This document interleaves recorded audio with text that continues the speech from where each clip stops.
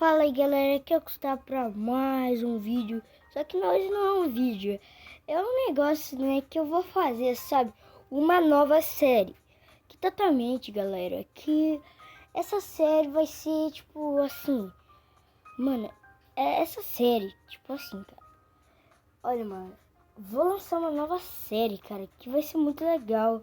Que totalmente eu só vim aqui pra avisar que eu vou lançar a série. Eu não sei se eu vou começar amanhã a série ou sei lá, mano, mas eu vou começar a série e tal, velho. Mas só que não vai ser de Gacha Live como vocês estão vendo aqui. Isso daqui eu tô tentando fazer um pôster dela e tal, mano, mas não vai ser assim, é claro. Mas totalmente, galera. Esse daqui, velho, vai ser muito legal, por causa que eu não sei se eu vou estar lançando, mas eu só tô explicando, tá?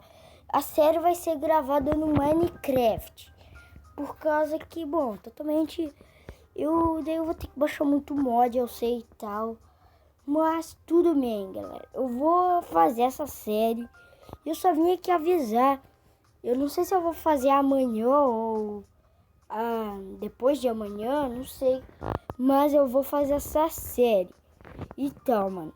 E sério, cara. Eu vou fazer essa série de verdade. E essa série vocês vão entender assistindo o negócio. Mas bom, como vocês podem ver, eu já vou explicar aqui um pouquinho. Vocês estão vendo que tem, tipo, dois carinhas, né? Ó, aqui, ó. Os dois se chamam Gustavo, que sou eu. Só que, tipo, assim... Mano, eu vou explicar na série. Mas ó, eu vou explicar sobre esse bicho aqui que tá em cima. Que aí que tá a questão, mano. Porque esse bicho aqui que tá em cima de nós dois, mano, esse daqui não vai ser o super vilão. Claro que não vai ser o super vilão, cara. Esse daqui, mano, ele vai nos dar tipo poderes e tal. Mano, quem já olhou Death Note, sei lá como que se chama, é aquele cara com o livro que... Quem sabe dessa série, sério.